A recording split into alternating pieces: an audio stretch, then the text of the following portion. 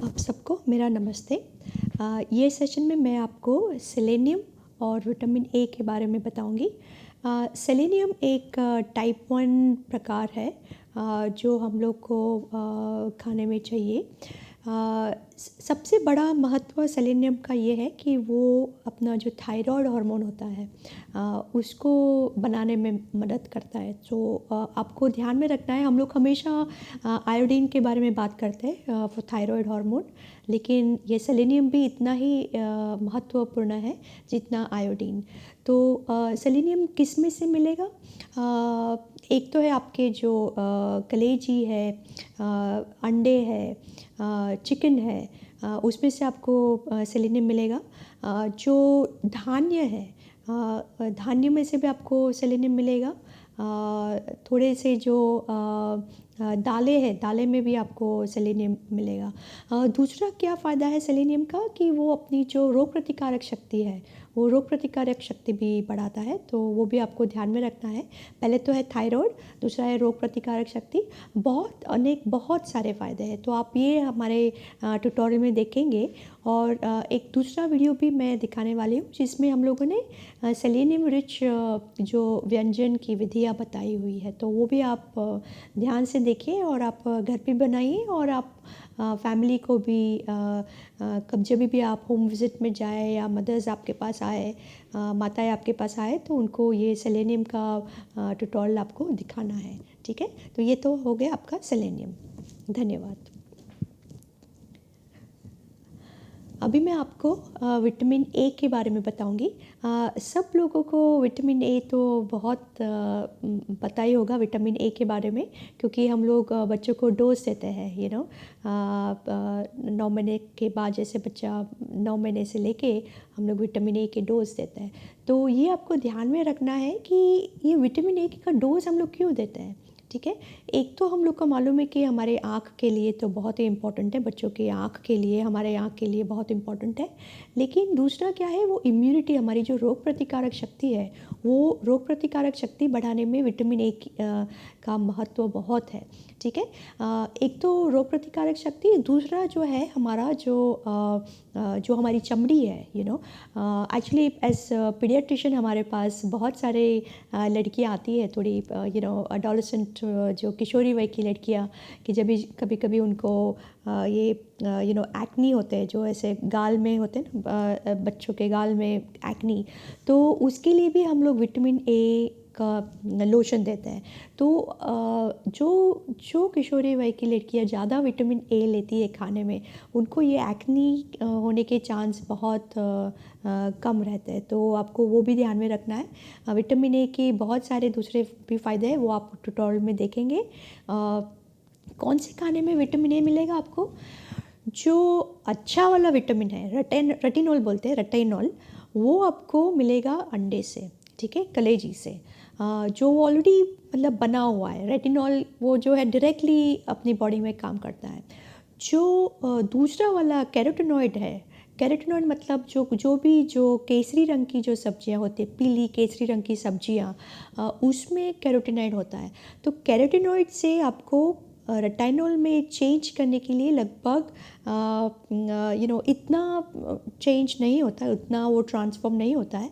तो जितना हो सके, अगर आप मदर को बोलेंगे कि बच्चे को मतलब दही जो होता है, दही की जो चर्बी होती है, उसमें भी विटामिन ए होता है, तो आपको वो ध्यान में रखना है कि जितना रेटिनॉल वाला विटामिन ए खाएंगे बच्चे को, उतना उसका शोषण बहुत अच्छा होगा। ठीक है, दूसरा ये है कि जब भी बच्चा पैदा होता है, तो माँ को पहले 2 दिन वो कोलोस्ट्रम आता है, वो चीक बोलते हैं उसको, बच्चे को जो पहले 2 दिन माँ को दूध आता है, उसमें भी विटामिन ए की मात्रा ज़्यादा है, बहुत ज़्यादा मात्रा में है। ठीक है, और इसीलिए वो जो कोलोस्ट्रम चीक बोलते हैं उसको, वो मतलब आप देखेंगे कि पीले रंग का होता है। पीले रंग का क्यों होता है? क्योंकि उसमें विटामिन ए की मात्रा ज़्यादा है। विटामिन ए की मात्रा नेचर ने, भगवान ने क्यों दी है? क्योंकि वो विटामिन ए वाला दूध बच्चा पिएगा तो उसको इन्फेक्शन की मात्रा बहुत कम होगी, जुलाब कम होंगे, उसको जो छाती के जो इन्फेक्शन होते हैं वो कम होंगे। तो मतलब नेचर ने वो कोलोस्ट्रम बहुत भर भर के माँ के दूध में डाला है। तो आपको माँ को बताना है कि वो चीक है वो डेफिनेटली बच्चे को देना है, क्योंकि उससे इन्फेक्शन होने के चांसेस कम है। ठीक है। अभी हम लोगों ने ये ट्यूटोरियल में ये भी दिखाया हुआ है कि कौन से खाने में कितना विटामिन है और कितना विटामिन ए हम लोग को खाने में से चाहिए। ठीक है, तो ये आपको ट्यूटोरियल बहुत में पसंद आएगा। सेलेनियम के महत्व पर बने स्पोकन ट्यूटोरियल में आपका स्वागत है। इस ट्यूटोरियल में हम सीखेंगे हमारे शरीर में सेलेनियम के फायदे, इसकी कमी के लक्षण, सेलेनियम के खाद्य स्रोत।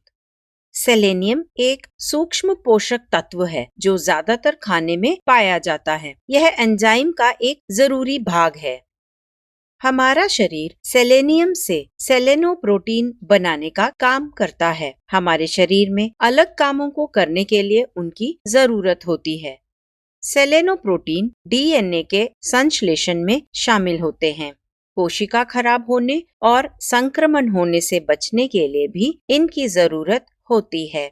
हमारी मांसपेशियों को स्वस्थ रखने के लिए उनकी जरूरत होती है और रोग प्रतिरोधक शक्ति को मजबूत बनाने के लिए भी। एक स्वस्थ थायराइड ग्रंथि के लिए सेलेनियम और सेलेनोप्रोटीन की जरूरत होती है। सेलेनियम की ज्यादा से ज्यादा मात्रा थायराइड ग्रंथि में मौजूद है। थायराइड ग्रंथि गर्दन के हिस्से में मौजूद एक तितली के आकार की ग्रंथि है। सेलेनोप्रोटीन थायराइड हार्मोन के चयापचय में मदद करते हैं। थायरॉक्सिन और ट्रायोडोथायरोनिन दो मुख्य थायराइड हार्मोन हैं। थायरॉक्सिन को T4 के नाम से और ट्रायोडोथायरोनिन को T3 के नाम से भी जाना जाता है। सेलेनोप्रोटीन निष्क्रिय T4 को सक्रिय T3 में बदलने में मदद करते हैं। ये हार्मोन बढ़ने के लिए, चयापचय और विकास के लिए जरूरी हैं। सेलेनियम ऑटो इम्यून थायरोइडिटिस वाले लोगों के लिए फायदेमंद है। यह एक ऐसी स्थिति है जिसमें हमारी रोग प्रतिरोधक प्रणाली थायराइड ग्रंथि पर हमला करती है। सेलेनियम दिमाग के कामों के लिए जरूरी है। यह संचालन, समन्वय, याददाश्त और अनुभूति में मदद करता है। शुक्राणुओं के बढ़ने और टेस्टोस्टेरोन के बनने के लिए सेलेनियम की जरूरत होती है। यह कैंसर और दिल की बीमारियों के खतरे को भी कम करता है। सेलेनियम एक एंटीऑक्सीडेंट के रूप में भी काम करता है। एंटीऑक्सीडेंट वे पदार्थ हैं जो हमारे शरीर को फ्री रेडिकल से होने वाले नुकसान से बचाते हैं। फ्री रेडिकल ऐसे पदार्थ हैं जो हमारे शरीर में अपने आप से ही बनते हैं। वे तभी नुकसानदायक बनते हैं जब वे ज्यादा मात्रा में होते हैं। अब सेलेनियम की कमी से होने वाली बीमारियों को देखते हैं। सेलेनियम की कमी वाले शिशुओं में केशन की बीमारी होती है। ऐसे में दिल बड़ा हो जाता है और ठीक से काम नहीं करता है। काशिनबेक रोग हड्डियों और जोड़ों की बीमारी है। यह उन किशोरों और शिशुओं में देखा जाता है जिनमें सेलेनियम की कमी हो। पुरुषों में बांझपन में बढ़ावा और प्रोस्टेट कैंसर भी देखा जाता है। मैं अब आपको सेलेनियम की कमी के लक्षण बताऊंगी। उदास मनोदशा, चिंता, भ्रम और मांसपेशियों की कमजोरी इसके कुछ लक्षण हैं। सेलेनियम की कमी कुछ तकलीफों के खतरे को बढ़ा सकती है। सेलेनियम और आयोडीन की कमी मिलकर थायराइड रोग के होने के खतरे को बढ़ाते हैं। हाइपोथायराइडिज्म सेलेनियम की कमी से भी जुड़ा हुआ है। यह एक ऐसी स्थिति है जिसमें थायराइड हार्मोन का बनना कम होता है। इसकी कमी से कैंसर, अल्जाइमर्स और दिल के रोग का खतरा बढ़ जाता है। अब उन समूहों को देखते हैं जिनमें इसकी कमी होने का खतरा है। जिन लोगों को HIV है, वे लोग जो डायलिसिस करा रहे हैं, उन क्षेत्रों में रहने वाले लोग जहां की मिट्टी में सेलेनियम की कमी है। अब मैं आपको सेलेनियम की सुझाई गई मात्रा के बारे में बताऊंगी।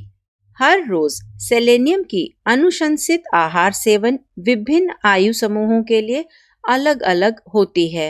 1 से 3 साल के शिशुओं को 20 माइक्रोग्राम की जरूरत होती है। 4 से 8 साल के लिए यह 30 माइक्रोग्राम है। 9 से 13 साल के लिए 40 माइक्रोग्राम की जरूरत होती है। 14 से 18 साल के लिए 55 माइक्रोग्राम की जरूरत होती है।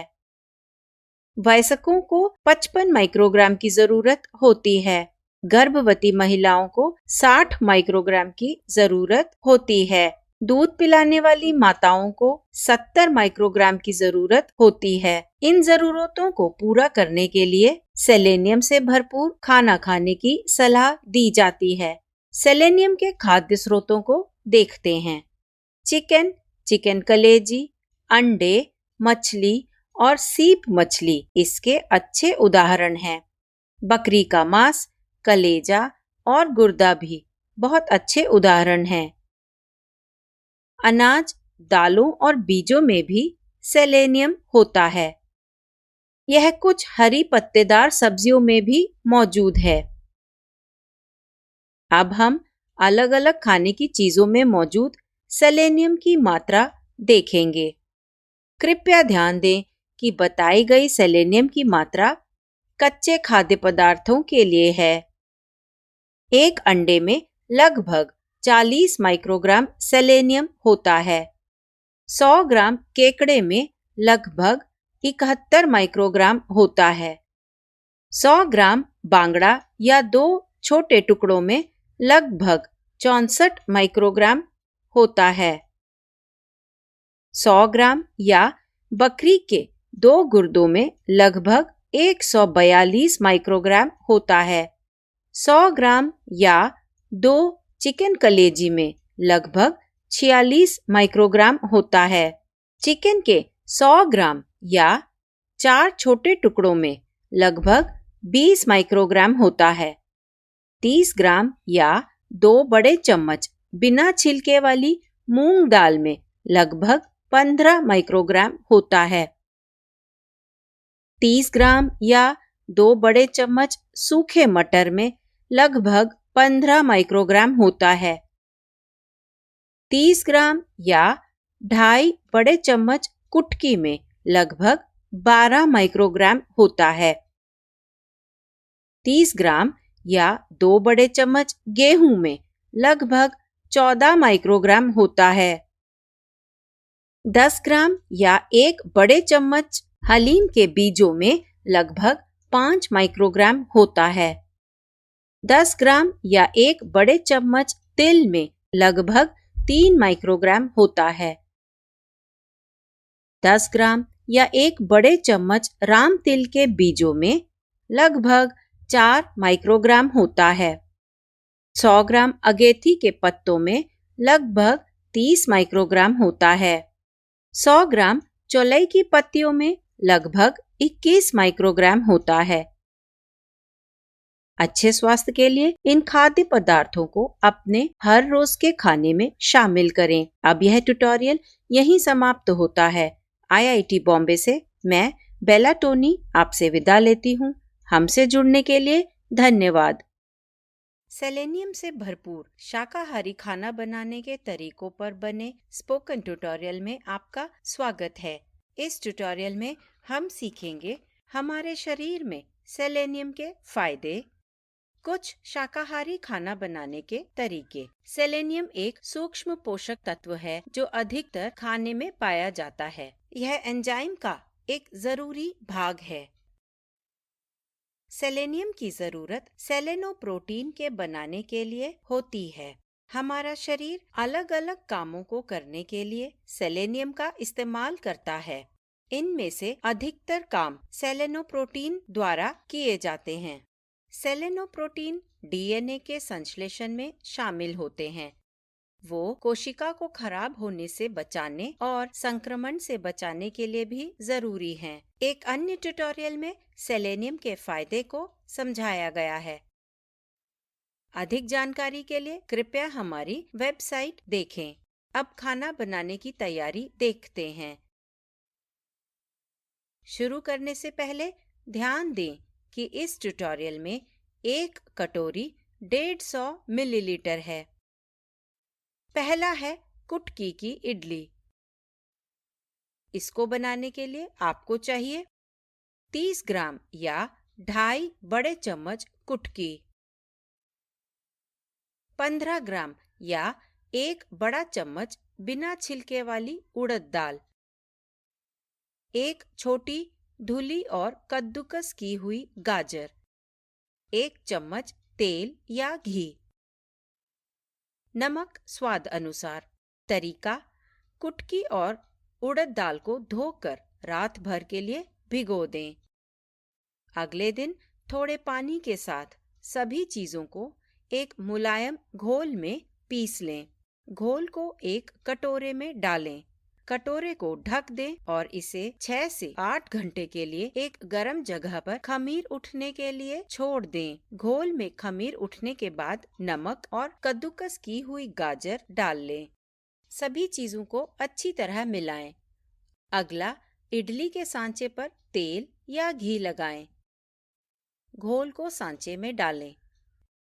भाप वाले बर्तन में 1 गिलास पानी डालें और उसमें सांचा रखें। बर्तन को ढक्कन से बंद करें और इडली को 15 से 20 मिनट के लिए भाप दें। जब वे पक जाए तो इडली को ठंडा होने दें। उन्हें सांचे से निकालें और परोसें। कुटकी की इडली तैयार है। 3 छोटी इडली में लगभग 16 माइक्रोग्राम सेलेनियम होता है। अगला सीखेंगे तिल के बीज की चटनी पाउडर। इसको बनाने के लिए आपको जरूरत होगी 2 बड़े चम्मच भुने हुए तिल, 1 बड़ा चम्मच जीरा, 1 बड़ा चम्मच बिना छिलके वाली उड़द दाल, 5 से 6 सूखी लाल मिर्च, 1 सूखा नारियल का टुकड़ा, नमक स्वाद अनुसार। तरीका: एक बर्तन गरम करें। उड़द की दाल, लाल मिर्च, सूखा नारियल और जीरा भून लें। उन्हें धीमी आंच पर हल्का भूरा होने तक भूनें। उन्हें एक प्लेट में डालें और ठंडा होने दें। ठंडा होने पर उन्हें भुने हुए तिल के साथ एक मिक्सी में डालें। इसमें नमक डालें और सभी चीजों को बारीक पीस लें। इस पाउडर को एक कटोरे में डालें। तिल के बीज की चटनी पाउडर तैयार है। 1/4 कटोरी चटनी पाउडर में लगभग 12 माइक्रोग्राम सेलेनियम होता है। तीसरा सीखेंगे अंकुरित सफेद मटर की सब्जी। इसे बनाने के लिए आपको जरूरत होगी 30 ग्राम या 2 बड़े चम्मच अंकुरित सफेद मटर, 30 ग्राम या 2 मुट्ठी धुले और कटे हुए चौलाई के पत्ते। आपको इसकी भी जरूरत होगी 2 से 3 कटा हुआ लहसुन, 1 छोटा कटा हुआ प्याज, 1 चम्मच जीरा और राई, आधा चम्मच हल्दी पाउडर, 1 छोटा चम्मच मिर्च पाउडर, नमक स्वाद अनुसार, 1 चम्मच तेल या घी। तरीका: सबसे पहले हम सफेद मटर को अंकुरित करेंगे। सफेद मटर को धोकर रात भर के लिए भिगो दें। अगली सुबह बाकी के बचे हुए पानी को छलनी से छान लें। एक कटोरे में पानी भरें और छलनी को कटोरे पर रखें। छलनी को पानी में ना डुबोएं। इसे इस तरह रखें कि छलनी पानी को छू ले। इसे अंकुरित होने के लिए गर्म जगह पर छोड़ दें। ध्यान दें कि अलग अलग फलियों को अंकुरित होने में 1 से 3 दिन लग सकते हैं। यह मौसम पर भी निर्भर करता है। जब अंकुर दिखाई दें, अंकुरित मटर को प्रेशर कुकर में पकाएं। 4 से 5 सीटी आने तक ऐसा करें और फिर आंच बंद कर दें। कुकर की भाप अपने आप निकलने के बाद ढक्कन खोलें। इसे बाद में इस्तेमाल के लिए अलग रख दें। एक बर्तन में तेल या घी गरम करें और उसमें राई और जीरा डालें। जब राई फूटने लगे तो लहसुन और प्याज डालें। जब तक वे हल्के भूरे रंग के ना हो जाएं, तब तक भूनें। इसमें चौलाई के पत्ते डालें और अच्छी तरह मिलाएं। इसे 5 मिनट तक पकाएं। इसके बाद पकाए हुए सफेद अंकुरित मटर, मसाले और नमक डालें। फिर से मिलाएं और आधा गिलास पानी डालें। इसे 5 से 6 मिनट तक उबलने दें। अंकुरित सफेद मटर की सब्जी तैयार है। आधी कटोरी सफेद मटर की सब्जी में लगभग 21 माइक्रोग्राम सेलेनियम होता है। आखिरी सीखेंगे बिना छिलके की हरी मूंग दाल की चपाती। इसे बनाने के लिए आपको ज़रूरत होगी 30 ग्राम या 2 बड़े चम्मच बिना छिलके की मूंग दाल, एक छोटी कद्दूकस की हुई गाजर, 1 चम्मच जीरा, 1 चम्मच अजवाइन, 1 हरी मिर्च। आपको 1 चम्मच तेल या घी की भी ज़रूरत होगी और स्वाद अनुसार नमक भी। तरीका: बिना छिलके की मूंग दाल को धोकर रात भर के लिए भिगो दें। एक छलनी से छानकर बाकी का बचा हुआ पानी निकाल दें। बिना छिलके की मूंग दाल, हरी मिर्च और नमक को बारीक पीसें। पीसते समय पानी ना डालें। घोल को एक कटोरे में निकाल लें। कद्दूकस की हुई गाजर, जीरा और अजवाइन डालें। सभी चीज़ों को अच्छी तरह मिलाएं। एक प्लेट के पिछले हिस्से पर तेल या घी लगाएं। तैयार घोल की एक छोटी सी लोई लें। इसे प्लेट पर रखें और चपाती बनाने के लिए अपनी उंगलियों से दबाएं। आप प्लेट की जगह एल्युमिनियम फॉइल भी ले सकते हैं। एक बर्तन गरम करें और चपाती को थोड़ा घी या तेल लगाकर भूनें। दोनों तरफ से पकने तक पकाएं। बिना छिलके की हरी मूंग दाल की चपाती तैयार है। 2 छोटी चपातियों में लगभग 16 माइक्रोग्राम सेलेनियम होता है। अच्छे स्वास्थ्य के लिए इन खानों को अपने रोज के खाने में शामिल करें। यह ट्यूटोरियल यहीं समाप्त होता है। IIT बॉम्बे से मैं बेला टोनी आपसे विदा लेती हूँ। हमसे जुड़ने के लिए धन्यवाद। विटामिन ए के महत्व पर बने स्पोकन ट्यूटोरियल में आपका स्वागत है। इस ट्यूटोरियल में हम सीखेंगे शरीर में विटामिन ए की भूमिका, विटामिन ए की कमी के कारण और उससे होने वाले असर, अनुशंसित सेवन और खाद्य स्रोत। विटामिन ए फैट में घुलने वाला विटामिन है। इसे खाने और परिपोषक के जरिए लिया जा सकता है। हमारे खाने में विटामिन ए के 2 मुख्य रूप पाए जाते हैं।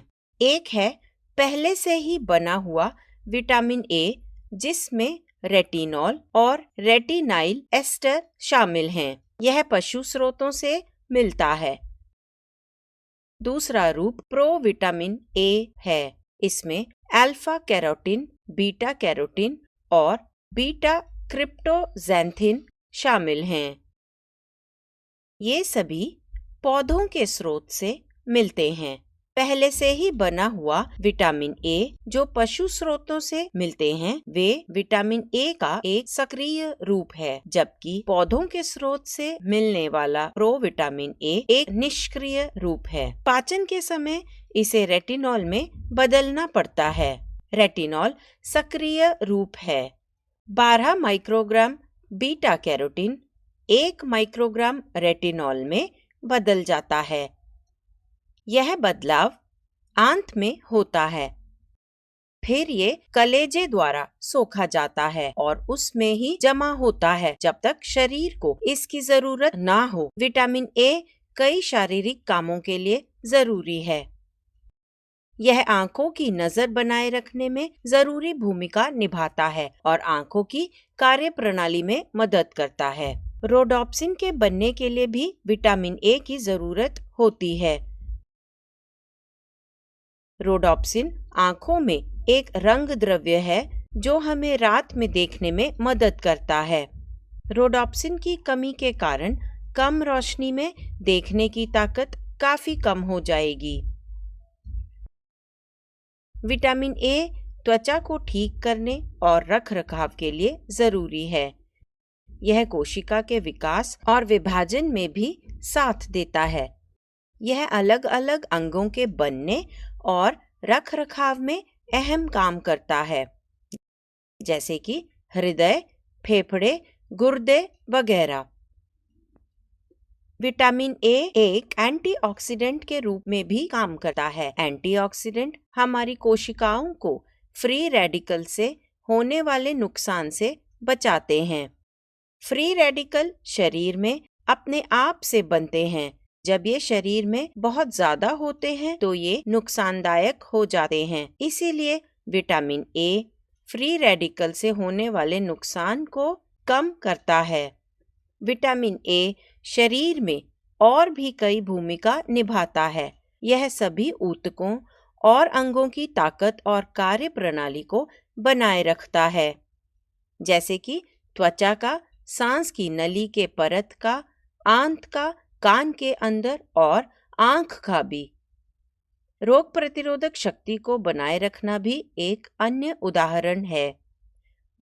विटामिन ए नवजात शिशु के स्वास्थ्य के लिए भी जरूरी है। यह शिशुओं के बढ़ने में मदद करता है और उन्हें इन्फेक्शन से बचाता है। खीस विटामिन ए से भरपूर होता है। खीस प्रसव के तुरंत बाद मां में बनने वाला पहला दूध है। इसे शिशु को पैदा होने के 1 घंटे में ही पिला देना चाहिए। खीस के और भी लाभ एक अन्य ट्यूटोरियल में समझाए गए हैं। अधिक जानकारी के लिए कृपया हमारी वेबसाइट देखें। अगला हम अपने शरीर में विटामिन ए की कमी के कारण देखेंगे। इसकी कमी का सबसे आम असर ज़ीरोफ्थैल्मिया है। ये आंखों से जुड़ी बहुत सारी बीमारियां हैं जो विटामिन ए की कमी के कारण होती हैं। इसके लक्षण अलग अलग चरणों में बढ़ते हैं। पहला लक्षण है रतौंधी। इस स्थिति में दिन में नजर सही रहती है, पर रात में या कम रोशनी में देखना मुश्किल हो जाता है। जैसे जैसे कमी बढ़ती है, आंखें सूखी, सुस्त और झुर्रीदार हो जाती हैं। इस कमी का एक और संकेत बिटॉट स्पॉट्स है। ये अनियमित आकार के झागदार पदार्थ हैं जो आंख के कोने पर दिखाई देते हैं। ये सभी लंबे वक्त से चली आ रही कमी की ओर संकेत देते हैं। आइए हम विटामिन ए की कमी के गंभीर और अचानक शुरू होने के संकेतों को देखें। कार्निया सूख जाता है, जिससे आंसू और चिकनेपन की कमी हो जाती है। कार्निया पारदर्शी भाग होता है जो आंख के काले हिस्से को ढकता है। यदि इसका ठीक से इलाज नहीं किया जाए तो यह कार्नियल अल्सर का कारण बन सकता है। कार्निया पर अल्सर दिखाई देते हैं और आंखों में सूजन आ जाती है। कमी का सबसे गंभीर रूप केरेटोमलेशिया है। इसमें कार्निया के 1/3 से ज्यादा हिस्से पर असर होता है। पूरा कार्निया मोटा हो जाता है और फिर पिघल जाता है। विटामिन ए की कमी के इन कारणों के बारे में जानना जरूरी है। बाद के चरणों में जब लक्षण गंभीर हो जाते हैं, तब अंधे होने का खतरा होता है। ऐसे मामलों में मृत्यु का खतरा भी ज्यादा होता है। एक और अहम परिणाम है गंभीर इन्फेक्शन होने का बड़ा खतरा। उदाहरण के लिए दस्त और खसरा। इन्फेक्शन शरीर में विटामिन ए की जरूरत को ज्यादा बढ़ा देता है। इससे कमी और भी बदतर हो जाती है। फिर कमी और इन्फेक्शन का एक दुष्चक्र शुरू हो जाता है। कमी के कारण रोगों से लड़ने की शक्ति भी कमजोर होती है। विटामिन ए की कमी वाले लोगों को एनीमिया का खतरा भी होता है। थकान हो सकती है और विकास रुक सकता है। रूखे बाल, रूखी त्वचा और मुहासे विटामिन ए की कमी के अन्य कारण हैं। गर्भवती महिलाओं में इसकी कमी से समय से पहले प्रसव हो सकता है। इसका परिणाम जन्म के समय कम वजन वाले शिशु भी हो सकते हैं और उनमें पैदाइशी बीमारी भी हो सकती है। नवजात शिशुओं के शरीर में विटामिन ए की मौजूदगी के कम होने का भी खतरा है। चलिए कुछ कारकों पर नजर डालते हैं जो विटामिन ए की कमी के खतरे को बढ़ा सकते हैं। पहला, विटामिन ए से भरपूर खाद्य पदार्थों को अच्छे से ना खाना है। कम मात्रा में सेवन और फैट को ना सोखना एक अन्य कारक है। इसीलिए आंतों और अग्नाशय के रोगों वाले लोग खतरे में हैं। जिन लोगों को कलेजे की बीमारी है, उन्हें भी कमी का खतरा है। कलेजे की बीमारियां शरीर में विटामिन ए को जमा करने और छोड़ने की ताकत को कम कर देती हैं। शिशुओं, गर्भवतियों और स्तनपान कराने वाली महिलाओं को कमी का खतरा है। ऐसा इसीलिए है क्योंकि विटामिन ए के लिए उनकी जरूरतें ज्यादा हैं। कमी से बचने के लिए पर्याप्त मात्रा में विटामिन ए का नियमित सेवन जरूरी है। 1 से 3 साल के शिशुओं को हर रोज 390 माइक्रोग्राम लेना चाहिए। 4 से 9 साल के शिशुओं को 510 से 630 माइक्रोग्राम हर रोज लेना चाहिए। किशोरों के लिए 770 से 860 माइक्रोग्राम हर रोज की सलाह दी जाती है। वयस्क महिलाओं और पुरुषों के लिए हर रोज 840 और 1000 माइक्रोग्राम लेने की सलाह दी जाती है। 50 वर्ष से ज्यादा उम्र के बुजुर्गों के लिए भी इसी मात्रा की सलाह दी जाती है। गर्भवती और दूध पिलाने वाली महिलाओं को हर रोज 900 से 950 माइक्रोग्राम लेना चाहिए। विटामिन ए के खाद्य स्रोतों को देखते हैं। विटामिन ए के 2 अहम स्रोत हैं, पशु स्रोत और पौधों से मिलने वाले स्रोत। पशु स्रोतों में विटामिन ए रेटिनॉल के रूप में पाया जाता है, जो सक्रिय रूप है। बकरी और मुर्गी का कलेजा विटामिन ए के बेहतरीन स्रोत हैं। एक छोटी कटोरी बकरी के कलेजे में 15,655 माइक्रोग्राम रेटिनॉल होता है। 2 चिकन के कलेजों में 3,486 माइक्रोग्राम होता है। अंडे की जर्दी भी विटामिन ए से भरपूर होती है। 2 अंडे की जर्दी में 539 माइक्रोग्राम होता है। 2 बड़े चम्मच मक्खन में लगभग 250 माइक्रोग्राम होता है। 50 ग्राम चेडर चीज में लगभग 300 माइक्रोग्राम होता है। 100 ग्राम ताजी मलाई में 400 माइक्रोग्राम होता है। पौधों वाले खाद्य स्रोतों में कैरोटीनॉइड के रूप में विटामिन ए होता है।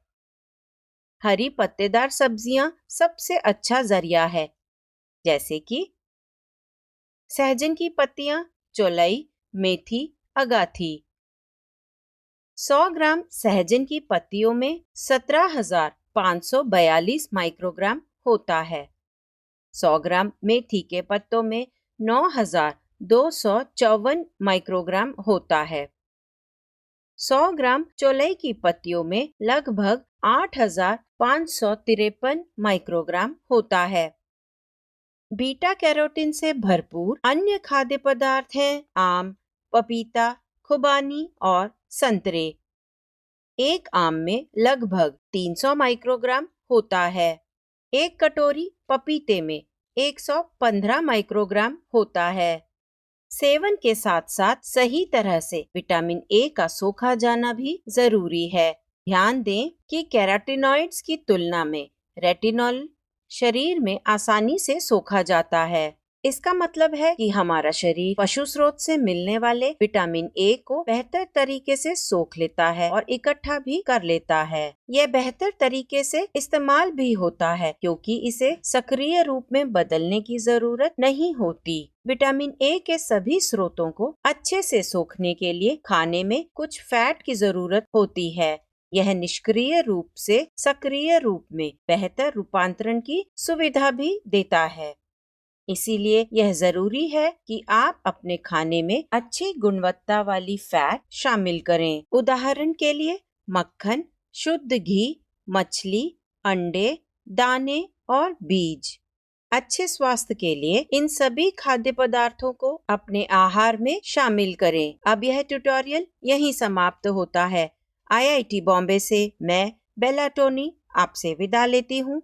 हमसे जुड़ने के लिए धन्यवाद।